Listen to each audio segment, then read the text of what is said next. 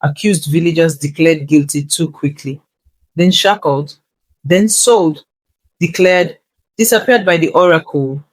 They were ferried away as human cargo.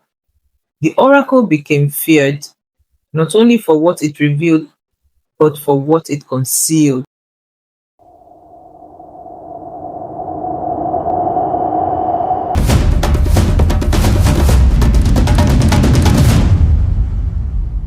Welcome to Omar's story Nook, where history gets spicy, legends get a remix, and imagination runs wild. Every tale you hear is a whisper of Omar, echoing across time, faith, and shadow.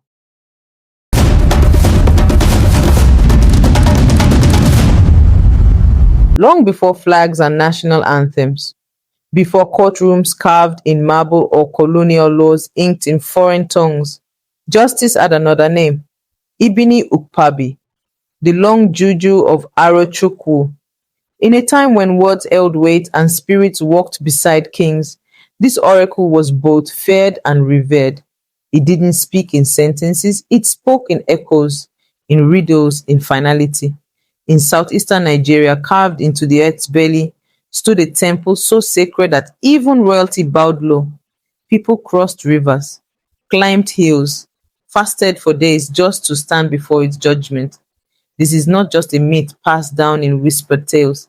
This is history buried beneath time, wrapped in moss and silence, a real place, a real spirit. This is the story of a power so great it judged liars with a whisper and once struck fear into the heart of an empire. The land of Arochukwu was more than a city, a sacred city in southeastern Nigeria. It was a gate between the physical and the spiritual. Home to the Aro people, a powerful confederacy of priests, merchants, and mystics. At the center of their authority was the long Juju Oracle, said to be the earthly voice of Chukwu, the supreme god. If two clans warred, they came to the oracle. If a king abused his throne, he sent messengers to plead before the spirit. If someone was accused of betrayal, witchcraft, or murder, they walked the oracle's path. Pilgrims journeyed for days. They brought goats, kola, prayers, but the truth, that was the price. The guilty never returned. The innocent, emerging from the tunnel was their redemption. They entered the tunnel of disappearance barefoot, alone. Candlelight flickered, walls damp with breath and incense, and beyond the final archway, silence, judgment, destiny. Some called it divine, others terrifying, but all agreed it worked. The oracle's temple was no ordinary cave. It was a labyrinth of chambers carved by generations of priesthood, each wall etched with ancient codes, each room echoing a different chant. The throne of judgment sat behind a veil of mist, unseen but always felt. At the center were the priests, masters of ritual and fear, guardians of law, interpreters of dreams, and sometimes dealers of death. Because as centuries passed, the long juju began to change. It was no longer just a place of justice, but a gate, a secret portal to the Atlantic slave trade. Some say it began with whispers. Accused villagers declared guilty too quickly, then shackled, then sold, declared, disappeared by the oracle. They were ferried away as human cargo. The oracle became feared, not only for what it revealed, but for what it concealed. Then came the British Empire, wearing robes of civilization, speaking in the tongue of law, but carrying muskets, maps, and crosses. To them, the long juju was not justice, it was obstruction. To missionaries, it was pagan sorcery. To colonial officers, it was a threat to order, to taxation, to control. But to the Aro people, it was something far deeper, a covenant, a sacred contract between the living and the divine, an institution older than flags, more binding than ink on paper. And so, war was inevitable. In 1901, under the pretext of pacification, the British marched.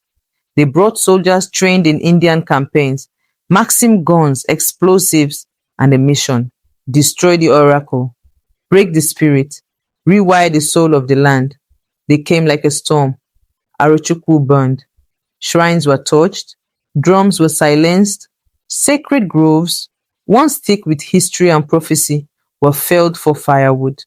The priests, keepers of memory and moral balance, were hunted like criminals. Some were shot in front of their families. Others simply disappeared. But the oracle itself, that was not so easily killed. The British found the entrance.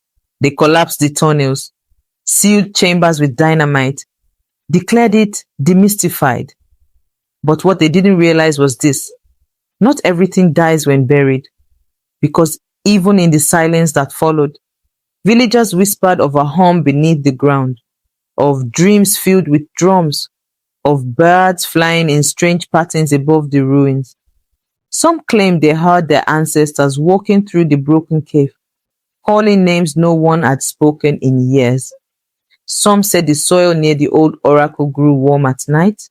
Others heard a child speak in tongues, eyes rolled back, as if channeling a priest long gone. The British thought they had ended a power, but in truth, they had only provoked a memory, one that would never bow to empire. Today, the oracle's cave still stands, not as ruin, but as a relic of resistance. Overgrown with moss, shrouded by vines and time, its entrance yawns like a mouth once fed by prayers and judgment. Tourists walk it now. Historians study its layout, trace symbols on the walls. They speak in terms of anthropology, ritual, and empire. But the locals, the ones who know, they do not speak in theories. They bow, they whisper, they place kola at the threshold, just in case, because something lingers, not just memory, but presence. They say that if you walk into the cavern alone, you might hear your name spoken in a voice that does not belong to the living. They say the walls sometimes breathe, that the wind shifts direction without reason, that goats tethered nearby grow restless at dusk, as if hearing footsteps in the earth below. They say the oracle sleeps, but does not forget, and that judgment still lives in its breath. And in times of deep injustice, when corruption rots the courts, when power deafens the rulers, when lies rise louder than truth, the people dream of Arochukwu, not as a ruin, not as a tourist site, but as a possibility, a reckoning waiting in the dark. Because justice is more than laws passed by men. It is deeper than paperwork and prisons. It is spiritual, elemental, ancestral. And the long juju, it is not gone. It has simply gone quiet, like a storm holding its breath.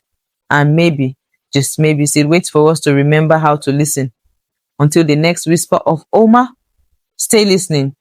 The Oracle of Arochukwu, where spirits judged and justice walked in shadows.